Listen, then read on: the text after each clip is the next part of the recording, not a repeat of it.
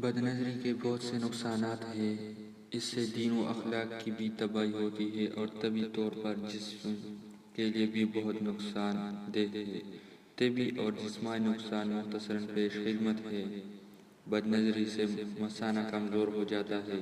نظر کے غلط استعمال سے پیشاب یا مزی کے قطرے آنے شروع ہو جاتے ہیں۔ وضو میں مشکلات پیدا ہوتی ہیں۔ جریان کی بیماری پیدا ہو جاتی ہے۔ بدنگاہی سے خیالات گندے ہو جاتے ہیں، جس کی وجہ سے منی پتلی ہو کر پیشاب کے ساتھ احتلام کی صورت میں ضائع ہونے لگتی ہے۔ پھر اس سے دماغ بھی کمزور ہونا شروع ہو جاتا ہے۔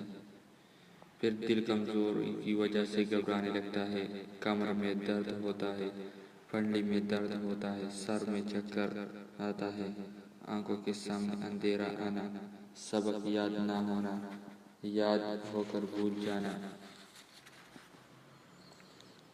کسی کام میں دل نہ لگنا، غصے کا بڑھ جانا، نیند کم آنا، ہمت و ارادے کا پست ہو جانا۔ یہ تمام بیماریاں جو انسان کے وجود کو مفلوج کر کے رکھ دیتی ہے کہ نہ دنیا کا کوئی کام کر سکتا ہے اور نہ آخرت کے لیے کچھ زاد راہ تیار کر سکتا ہے۔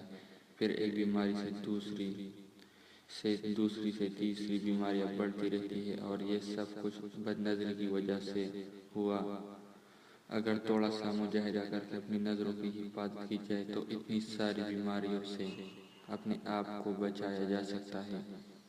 قوت و بہادری و جرأت کی مغود ہے۔ اسی بدنظری اور وی سی آر، ٹی وی اور گندی فلموں کی لعنت نے نئی نسل سے قوت و طاقت چھین کر ضعیف و ناتواں بنا دیا ہے۔